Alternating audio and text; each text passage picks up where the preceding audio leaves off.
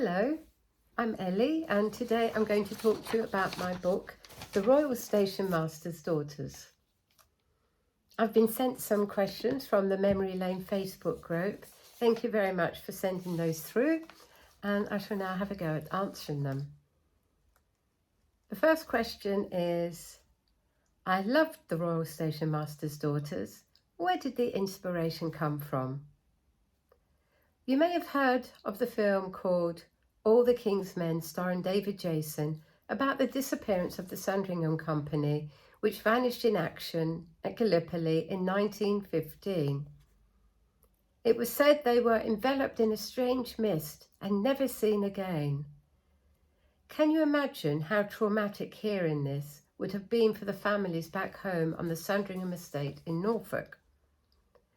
With so many men from this small community unaccounted for, I wanted to tell the story from the women's perspective, the impact this would have had on their lives, through my characters, the Royal Station Master Harry Saward, his wife Sarah, and their daughters Jessie, Beatrice and Ada.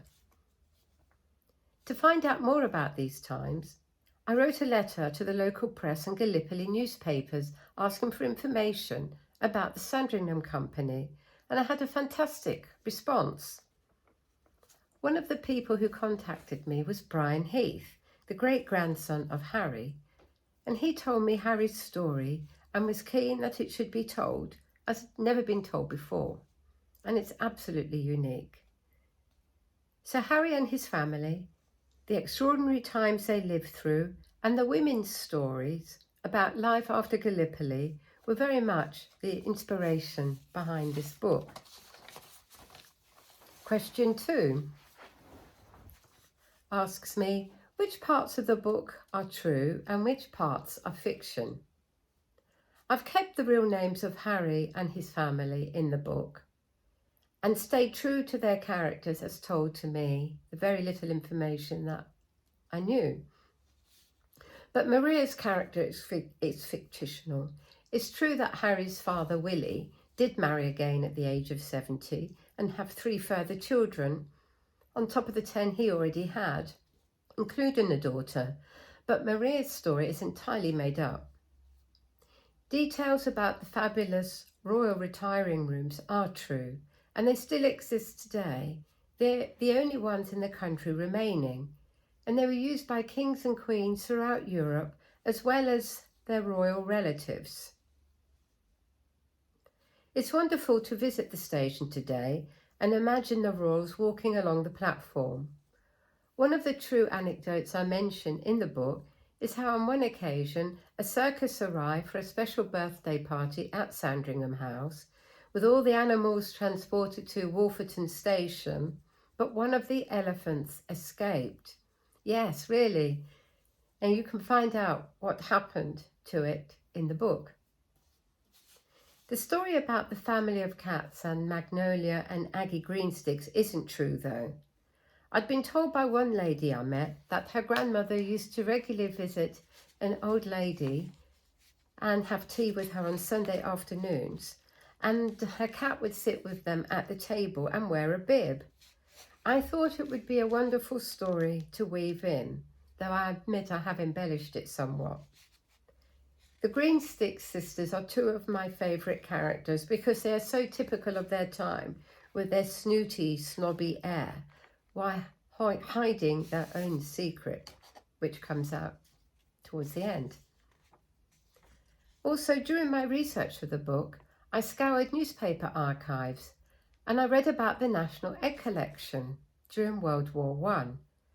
I'd never heard of this before, but I discovered that it was something every family in the country would have been involved with, that more than 32 million eggs were donated by families and dispatched to France and Belgium for the British wounded. Yet it's not something I have read about in history books, so that is definitely true.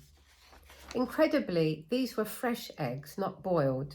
It was estimated that an egg could reach wounded servicemen in France within 3 days of being laid back here in Blighty. Question 3 asks me, what would be your 3 desert island books? I've always enjoyed reading historical fiction, and my choices would take me back to different countries and different eras, so I could drift away in my mind. They would be Great Expectations by Charles Dickens, Nana by Zola, and Anna Karenina by Tolstoy. I'm sure that once I start turning the pages, I will forget that I'm on a desert island and need rescuing. Question 4.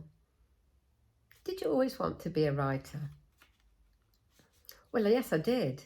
When I was 16, I was sent to my local newspaper, the Wisbech Advertiser, on a work experience scheme. It was an all-male newsroom, and the editor asked me if I would like to start writing a woman's page. So I did, and I was paid the princely sum of 3 guineas a time. When I was 18, I was offered a full-time position there as a trainee reporter. And then I later worked on other regional newspapers, the last one being the Cambridge Evening News. Then after I had my family, I have 2 grown-up sons now, I worked as a freelance press consultant for a Euro MP and then the biotech and health industry in the Cambridge area. So I was always writing stories in these different positions. My next question asks, what is the one book you wish you had written? Well, obviously there are a number of books I could choose, but the one I'm going to pick is The Foundling by Stacey Halls. I found it absolutely riveting and very atmospheric, and I soaked up Stacey's rich historical detail. I always try and work out the ending in a book, but I was kept getting right up to the end with The Foundling, and I thought it was brilliant, so I highly recommend it if you haven't read it yet. Question 6 asks me, if you could travel anywhere, where would you go? Well, I would love to visit the Greek islands. My mother is from Thessaloniki in northern Greece, and I feel a strong connection with the country and its people. And that's where my name Ellie comes from, after my grandmother Eleni. I was actually christened Ellie, spelt the way it is, before it became a popular name. I love the smells and sounds of Greece, like when you arrive on a boat at an island and the aroma of charred grilled meats and fish draw you to a taverna on the harbour. And I love the smell of warm pine needles when you clamber through the hills, riding on the back of a moped maybe, as I used to. And I love hearing Greek music played in a taverna. Question 7 asks me, would you consider or have you ever written anything other than saga? And the answer is yes. I've written 2 other books before The Royal Station Master's Daughters. The first book I've ever written, I was a ghostwriter in fact, was for Dennis Mackenzie. I went to see Dennis for a reading and I was so blown away by what he said that I asked him if he would consider letting me write his story, and he said, well, if you could make it happen, go ahead and do it. So Dennis was the Woman's Own resident psychic at the time, and yes, I did make it happen. The book tells how Holly Wells's family contacted him following their daughter Holly's disappearance in Soham, who was tragically murdered with her friend Jessica Chapman, as well as gruesome gangland killings in Limerick. I went to Limerick with Dennis and researched that chapter, and also the serial killer BTK in Wichita, Kansas, who bound, tortured and murdered his victims. I had nightmares after writing that chapter. It was so awful. I also wrote a memoir called The Shop Girls, which is very much another Mr. Selfridge story. It's a true story about the lives of shop girls in an elegant ladies' department store in Cambridge between the 1940s and 60s. I was a WI speaker for this book, as it is rich in social history and it brought back many happy memories for WI members. I really think it's important to write these stories that would be lost if they were not told, and that's also very much the case with the Royal Station Master's Daughters. Question 8 asks, what was your publishing journey like and how did you get to where you are now?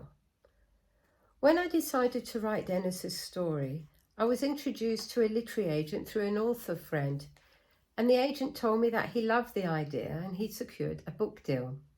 So good luck comes into it. Later, a few years later, following the TV adaptation of Mr. Selfridge, I could see there was potential for another book about shop girls' lives, and I discovered a very special store, an extraordinary family in Cambridge that had all but faded from living memory, as the shop had closed in 1965.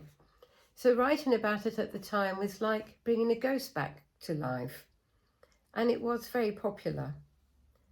I've also always felt that the uniqueness of Wolferton Station should be told.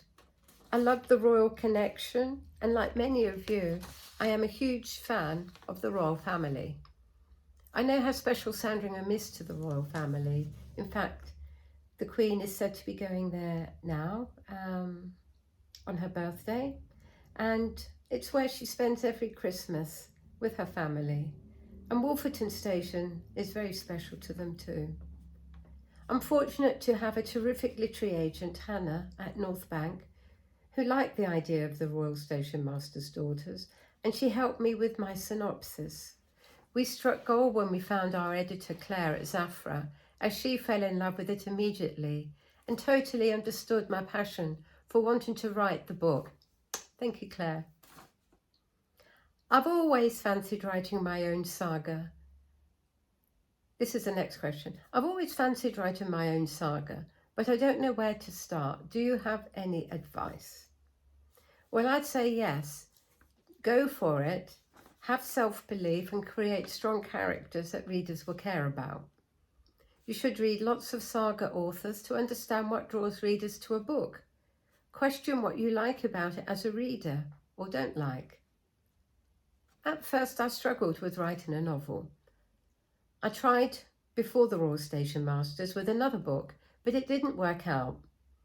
Having been a ghostwriter and having written a memoir, then starting to write a novel, it's a totally different style of writing.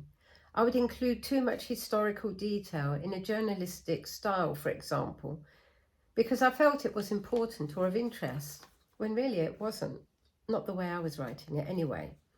So I took a deep breath and I signed up for an online writer's course one Christmas.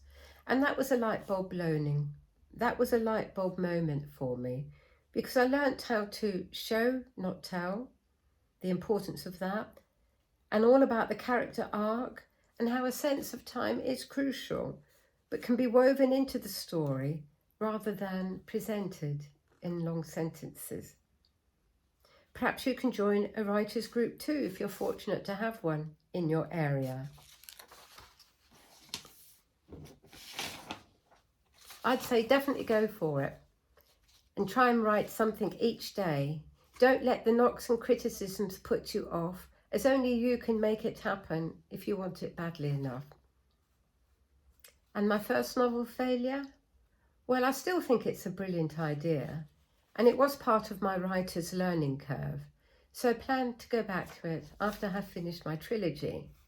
So good luck with it and whatever you decide to do. That's it, and thank you everyone for listening to me. If you have any further questions, I'd love to hear from you. And if you want to know more about the Royal Station Master's Daughters, then do visit my website, elleeseymour.com. Thank you.